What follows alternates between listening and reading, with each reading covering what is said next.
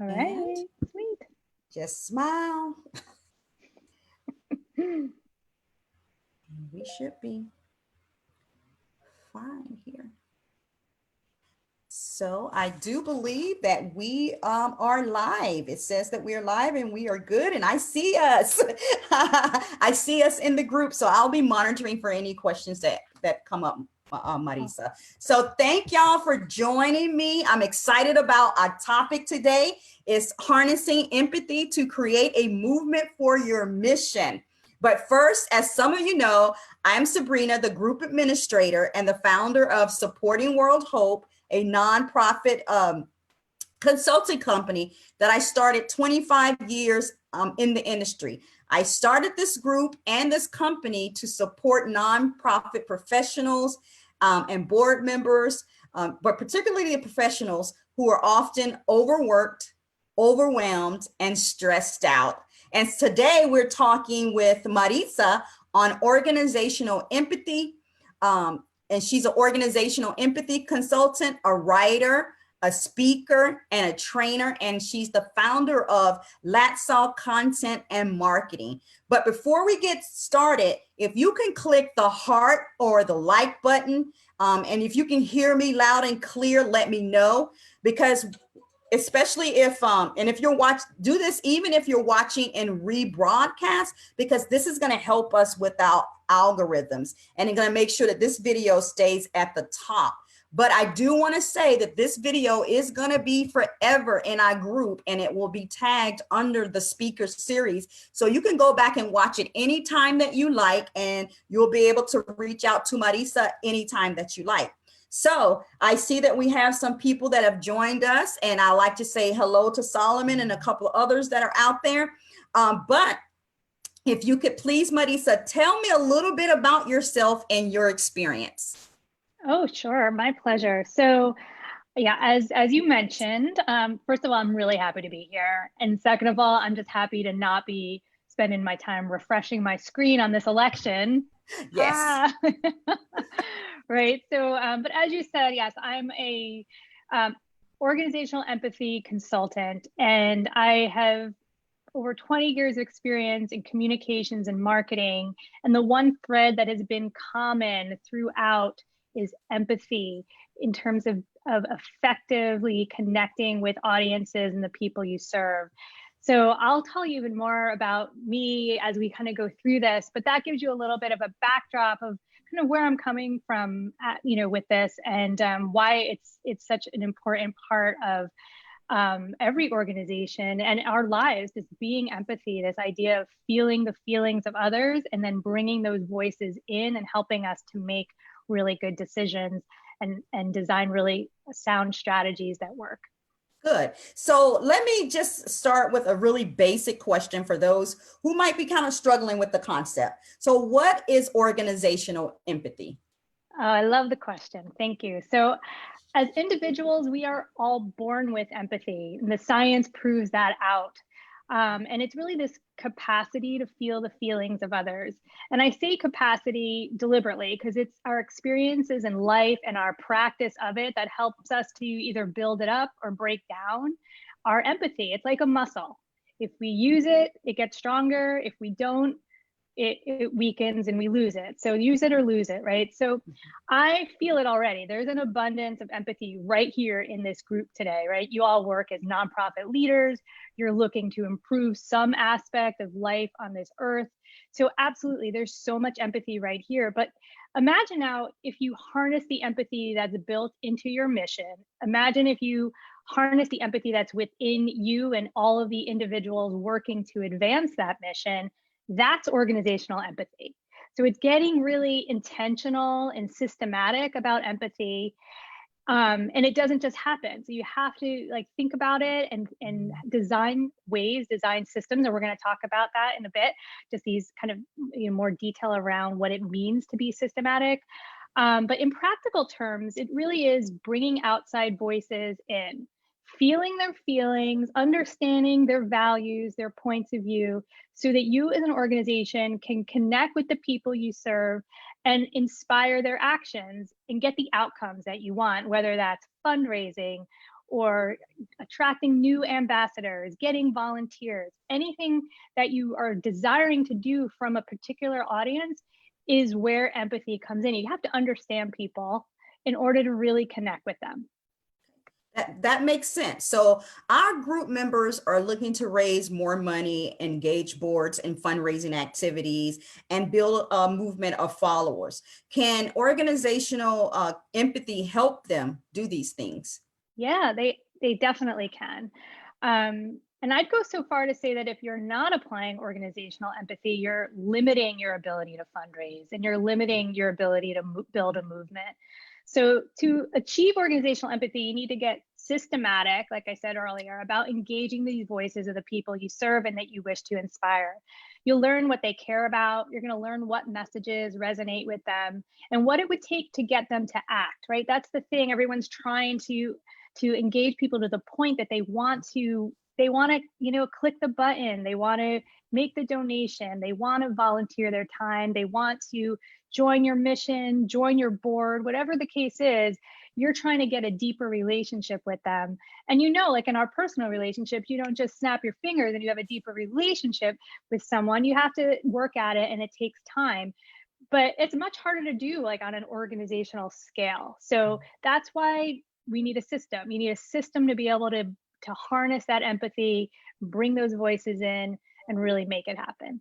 Okay, so and this is not here, but as you're speaking, my blog yesterday was on friend raising, and it's you're kind of reflecting some of the language that I was speaking about when we were talking about friend raising. So it's very interesting to me. So can you break it down for us? What's the system that you're describing? Sure thing. So I want to back up a little bit to get to the answer to that. So I started my career in corporate marketing and I never talked to a single customer.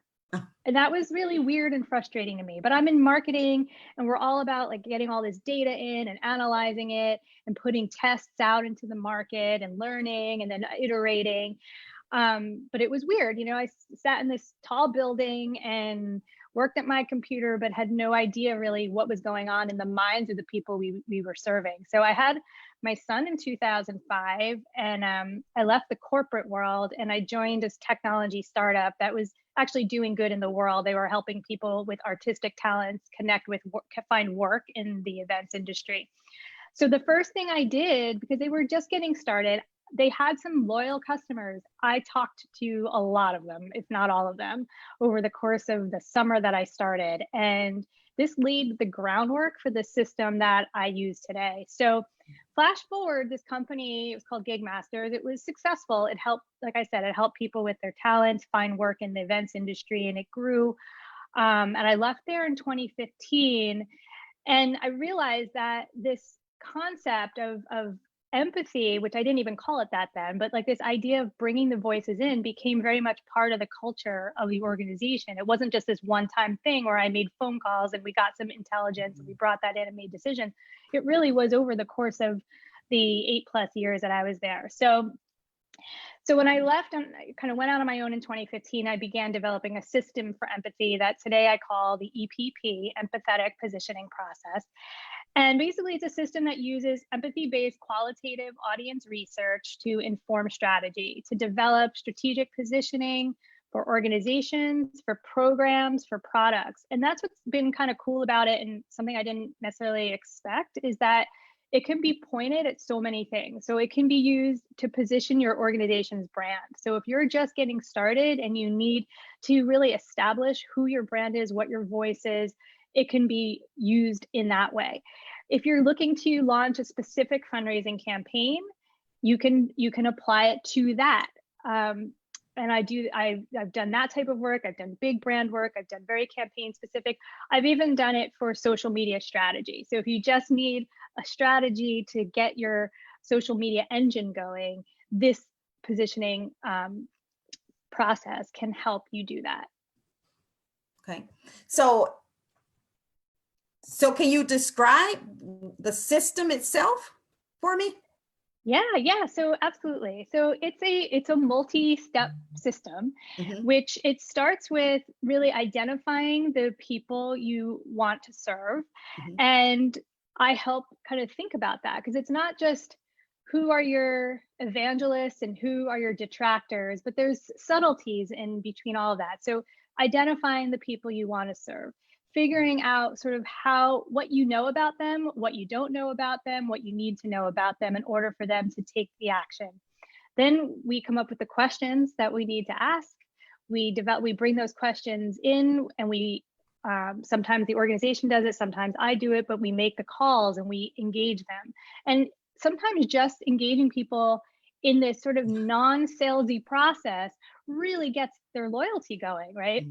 And then where the real systematic part of it comes in is now you've got these questions, you're asking the same, sometimes similar questions to a lot of different people. You bring all of that in, and then build an intelligence bank that looks at the goals of your organization and the goals of the people you serve, and finds where's that overlap, where's that actually happening. And then that's where the positioning comes from. That's where the strategy comes from.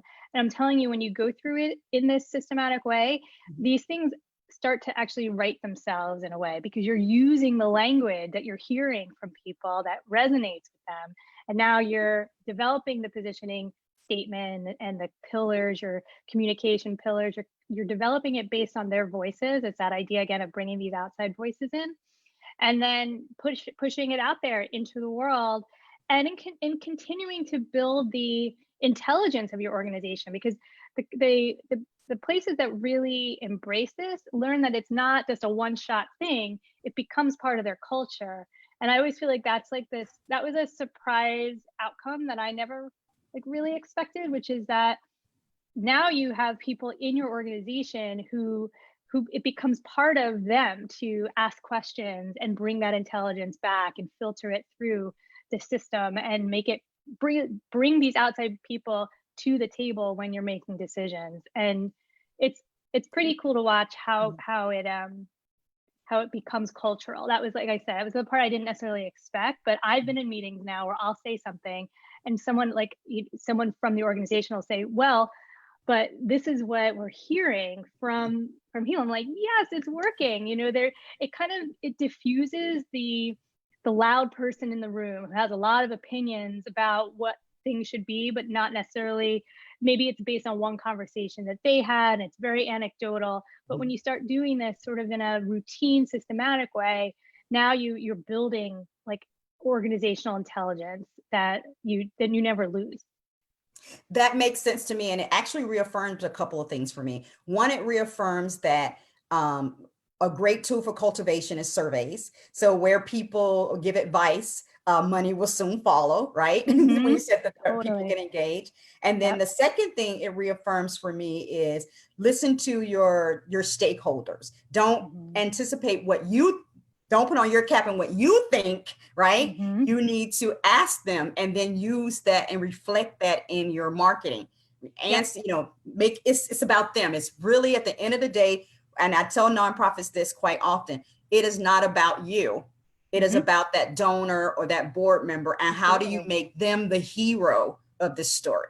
And the only way to do that is to listen to them, right?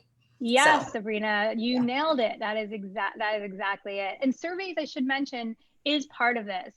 So I do a lot of conversations, and I really encourage the one-to-one conversations, but oftentimes that allows for a follow-up survey to be able to now test those messages and those hypotheses with your broader audience. So it really depends kind of what phase you're at with the project, but it often works hand in hand, where you can collect information and conversation and then turn those into surveys, or sometimes start with a survey to kind of get your questions that much clearer and then make the calls. It really just depends on the situation. That makes perfect sense to me. So what is the first step for an organization who wants to get systematic about empathy?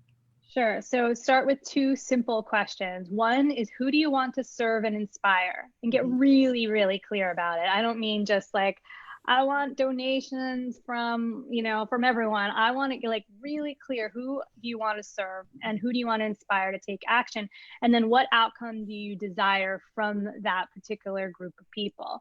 I'm sure you've talked about personas with your group in the past. So the more clear you can get about who these people are that you're looking to serve. And you're not going to be able to fill the whole persona out because you haven't had all the conversations yet. You don't want to make those false assumptions. But I would start with the people that are on board, and then start with the people that might be detractors, or people you haven't been able to really get their attention, and understand what their objections might be, and push along to understand kind of what they value and what's really important to them. What are their goals? Because remember, I mentioned this kind of concept of goal overlap, your goals and their goals. We need to really understand their goals, their personal goals, their personal values, what they're trying to achieve. So after you ask those two questions, identify what you need to know, what assumptions you're currently making, and you may be able to test some of those assumptions and get some clarity around them, or you might just have to acknowledge that those are assumptions you're making, right? I'm realistic about that. And then make it a priority to seek answers and understanding so that you get the outcomes you desire. And that's such an important part of it, which is, I think we have to prioritize, truly like make time for making these calls. And it's clearing your schedule, it's actually spending the time making the calls, then taking that information in, don't just stick it in a file, but using it to create a report that's something that can now be built on and digested by your organization and referred back to and used to create strategy, truly used as bring it all the way through. You just reaffirmed something else for me. It's cultivation again. It is communicating and sharing that impact and having that peace. And we are right on point together here. On the same page. I love it. I love it. Love it. So if you're just joining us, I want to welcome you to the broadcast. And I'm very happy that you're here. I see that we have a couple of people here. I like to call people out by name, but I always can't do that. I don't know why. It just shows me the people are watching, but I'm so happy that you guys are here. And if you are just joining us, we are talking about harnessing empathy to create a movement for your mission. And really, we've covered how this is going to help you with fundraising, how it's going to help you increase your followers, how it's going to help you engage your board members and any other stakeholders that you're trying to engage, and that there is a systematic process to this, and that if you work that system, it will lead to an increase in fundraising for your organization and an increase in marketing and awareness of what your organization does. So let us know again where you're watching from, and click the heart if you can hear me loud and clear. And this is going to help us with the Facebook algorithms so that this video can stay at the top in the group, but know that it will always be there. It will be saved under speaker series so that you have the opportunity to reach out to Marisa and have her contact anytime, or to view the video at any time. So Marisa, how do you convince stakeholders like board members and employees and even the executive sometimes of the importance of this work? Yeah, so I actually find it pretty easy to convince stakeholders of the work, because it's really about getting efficient with your decision making, and everyone wants efficiency. So it's an investment up front in time, but making that a priority and telling them you're not relying on assumptions or putting tests out there and letting it run for, you're not going to have results for 3 months or really have any conclusions, but really kind of condensing the time that it takes to reach out to key people that you think would be representative of the people you serve. And then, like you said, maybe following it up with a survey. All of that it makes everything more efficient and puts your dollars that you are going to spend on marketing and promotion in a much better, giving it a much better chance to actually work. So there's a few things, specific benefits I do want to call out that help board members, stakeholders understand the benefits of this work. And this is like directly from what I hear from my customers about what's working with that for them. So first of all, it's aligning the goals of the organization and the mission with the people you serve. It's very straightforward, right? I mean, it's what we've been talking about, but it's, sometimes there's a mismatch between your mission and your message. So this is making sure that those things are aligned today, because the mission you started out with few years ago might have shifted a little bit based on what's really resonating with people, but your website may not reflect that, right? So it's kind of, it's, we all know that, right? It's like, it's, you know, constant kind of keeping that up. So it's aligning the goals of the organization with the people you serve. It's creating value-based connections. This is like what we were both talking about before, which is, you know, really developing those relationships that are long lasting and flexible. And I think we all like know what flexibility means in 2020, right? We're all pivoting and figuring things out as we go. So if you have these value-based connections already with people, they're going to be a lot more patient with you when you are when you're pivoting and making some adjustments to the way you're working. So that flexibility piece is key. Also communicating with more authenticity for deeper engagement. So we've all received the email and we all go, this doesn't fit right for me. And then that's the last time you open the email from that person, or you unsubscribe from that list. So that authentic communication that feels like it's really in the voice of your organization is absolutely something that you can share with your stakeholders that you would be able to get from this. Developing your culture of empathy. We talked a little bit about this before, but it's building this like muscle for intelligence and empathetic intelligence within your organization about the people you serve. And it's not just anecdotal. It's not just the person who's on the front line bringing information back. It's based in reality. It's based in what the people that you're serving are telling you. And then bottom line is, it's when you harness empathy and you apply this systematic approach, you're motivating the actions and the results you desire. And that's just a big part of it. And it's why getting clear about what good looks like, what that success statement is, all of that helps to clarify kind of where you're headed, and then kind of syncing up your goals with the goals of the people you serve so that you can get those, inspire those actions, right? It's not just about a conversion. It's not about an email to a click, to a link, to a donation. It's about motivating, inspiring their actions so that they want to continue to engage with you, and they want to, you know, be on your renewal plan for donations, not just a one-time thing. But they want to go deeper with you.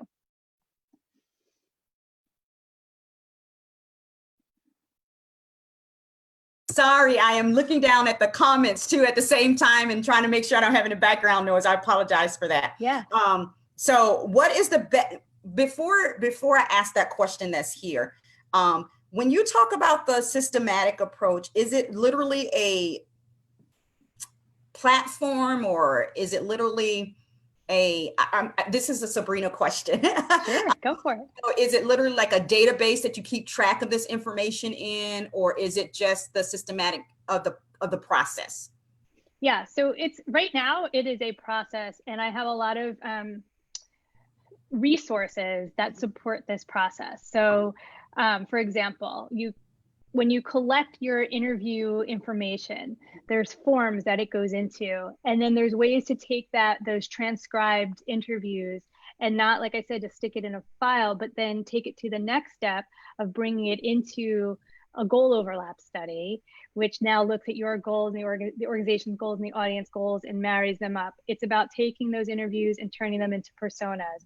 And then from all of that, building your positioning platform, building your pillars, creating your communication strategy. So from the outside in, I like to say, because it's really bringing all of that outside in.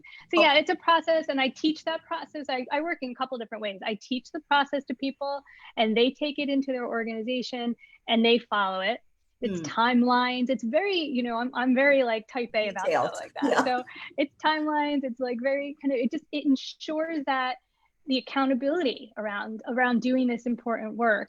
And then, so I, like I was saying, I train people in doing it themselves. And then I have clients that I do the whole process for them, and I deliver the reports, and I sit with them and I help them to understand what their constituents are saying. Okay, perfect.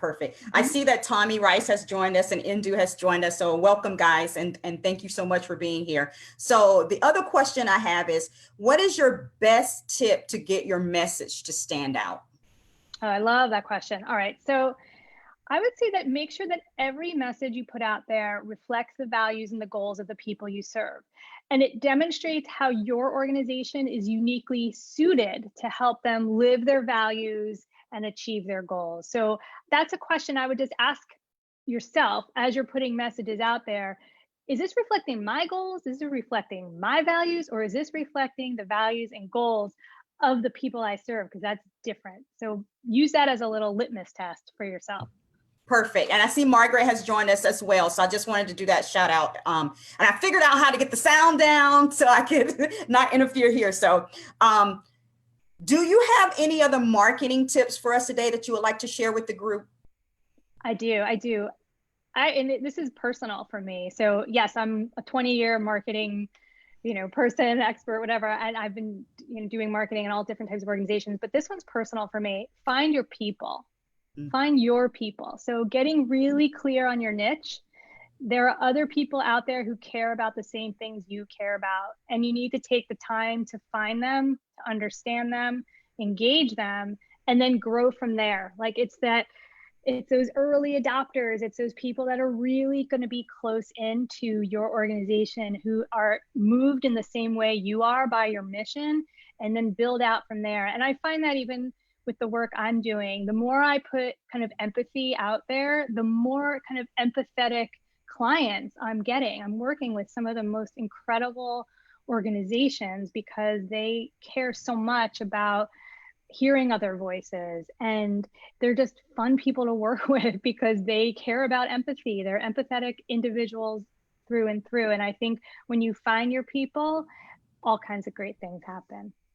That's wonderful. So this is again, what are the tips around finding your people? Because I think that people, they don't quite know how to find like-minded folk. Yeah. I mean, some of it really is being willing to take risks and play a little bit. So, I can't even remember how you and I found each other. I think it was through LinkedIn. Yeah. But, joining groups like this one that you've created, and it's a community of people that get what you're doing, and seeing and posing questions to that group. I think so. I just had a recent experience where I'm in a nonprofit group on LinkedIn, and there are a lot of members, but I'm in touch with the owner of the group, and he was a little frustrated because it was turning into a group where people were just promoting themselves, and it wasn't really conversational. So I had posed a question on that group, and it was nothing about me, my work, or trying to promote what I do at all. And the question got like 350 responses very quickly. I've never seen my LinkedIn number like go crazy like that.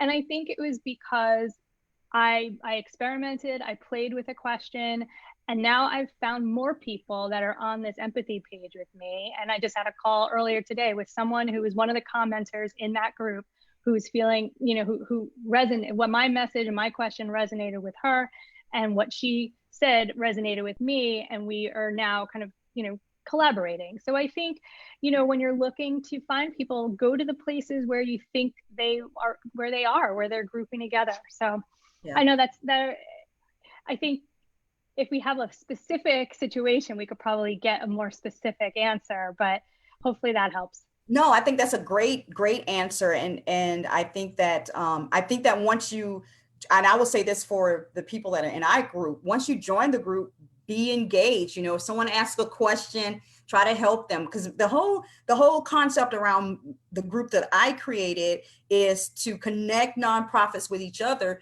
because what I struggle with, you may not struggle with. Your strength may be my weakness, your weakness may be my strength. And if we share these ideas and put all that information out there, then we could be stronger together. Why would I struggle doing this type of fundraiser if you already know all the pieces to do it? Why can't we share and help each other? Why would I struggle to create this nonprofit if you've already created yours? Let's help me and I'll help you, So I think it's really, really good. And engagement is the piece. So I really, that was a great answer. And I thank you for that. So do you have any upcoming webinars or workshops that people can join? I do. In fact, on December 4th, I'm doing a free workshop called More Empathy in Your Message. And I'm really going into depth on the empathetic positioning process. And I'm teaming up with a really brilliant guy named Daniel Heath from Giant Rabbit. He's from a design agency that's focused exclusively on nonprofits. He's done some, significant work in the nonprofit space since 2005. He did the Edible Schoolyard, which I'm sure many of you have heard of, as well as, a whole bunch of other websites. Not all their names are not coming to me right now, but in the environmental space, as well as in, all types of other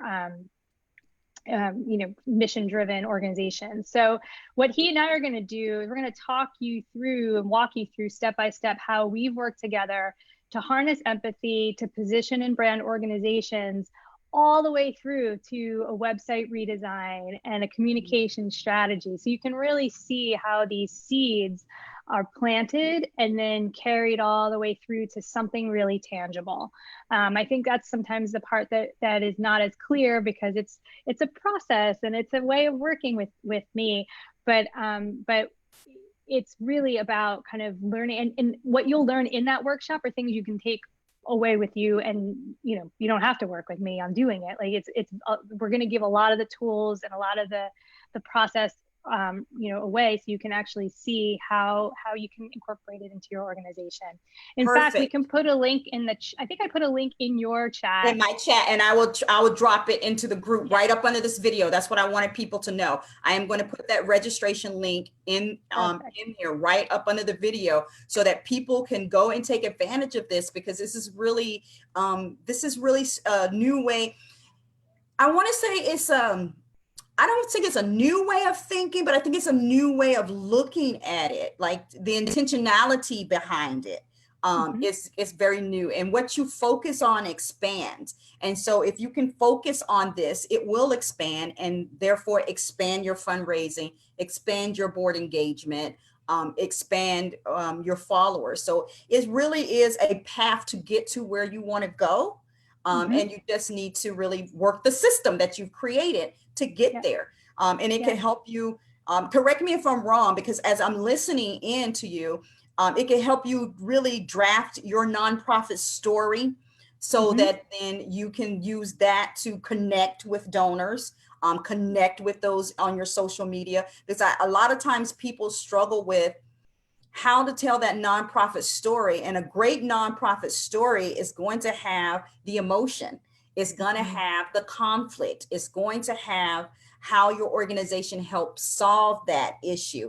And what you're talking about when you're empathizing, and if you're talking to your customers, your clients, or who your mission is serving, you're going to be able to grab a lot of stories that you never even thought of. Because I know with my nonprofit, we serviced over 6,000 youth. There was no way I was going to be able to talk to all 6,000 youth. But if I would have taken the time to talk to some of my parents or my clients in this process, I probably would have grabbed so many more stories than the stories of the kids who stopped by my office and purposely inserted themselves in my life.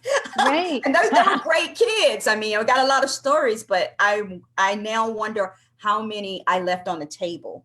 And I wonder, not only just in the fundraising process, but in the building up my spirit process, because this work can be so tiring. But if you hear that what you're doing is helping, and it reaffirms what you do, it's going to reaffirm your spirit and your soul. So I see many, many benefits from this process. Absolutely. Yeah. I mean, it's a great content feeder. So, I mean, at the very least, even if you don't take it all the way through to positioning and branding and all of that, by being really kind of intentional about having these conversations, at the very, very bare minimum, you're going to have some great stories to tell. And those stories are more powerful in many ways than a single message, or they support the single message, which we talked a little bit about the pillars, but the pillars are really where the rubber meets the road. So you have this positioning statement, and then you're going to come up with you're going to start seeing themes. There's usually 4 or 5 themes that you see. Those 4 or 5 themes become your platform for content. And now you're building, so you think of them almost like your blog tags, right? Like these are like the 4 main things that you hear a lot of that resonates with what you're doing. And now you've got a content plan, and you've got the stories to fill the content plan. Yeah. And even around the donors, you know, if you're listening to your donors, that's one of the key components of major gifts is listen to your donor Mhm. and figure out what motivates them to give. And if Yeah. you're having these conversations with them and through your process, you can find out what motivates them and what motivates them to give, and how you can get them to be loyal to your organization and make it one of their biggest nonprofit benefactors. But you can also customize the ask because you know what they want, because Mhm. the whole goal is to align your ask to their values and to Yep. make them the hero. So if Yep. I'm doing this and I'm following your process and I'm talking to them, I'm going to discover that along the way. I am going to know this person is very passionate about literacy. And this is what I need to say when I am ultimately asking them for a gift. Or Mhm. this person, they're very passionate about whatever it is.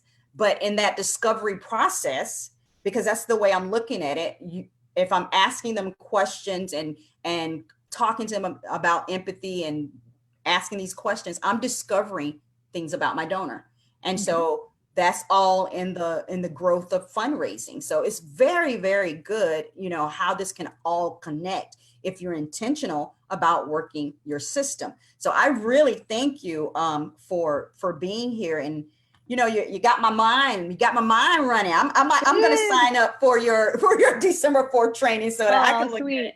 Oh, So I I'm love it. This is terrific. Thank you for having me. Yes. So I'm looking down to see if there are any questions at this time. I don't see questions. I do see that we have a lot of representation here from different nonprofits, but no one's asked a question yet. And so one of the things that I get asked a lot about is, fundraising, and can I help with fundraising? And I always say, yes, I can help with fundraising. And if you want to know what I can help you with as far as fundraising, I tell you to visit my website, and it's www.supportingworldhope.com. And you can check out the services that I are watching. Again, I want to remind you, if you're watching in a rebroadcast, to post your questions in the comments. And Marisa has agreed that she will get back to you. And I think she says she had a pending group request as well. So she'll be in the group. Y'all can take advantage of her and ask those questions directly and tag her in there. So that's going to be something of great use and great service. So Marisa, first of all, I want to thank you. I want to thank you for giving your time and giving your perspective, because it really has kind of shifted something for me.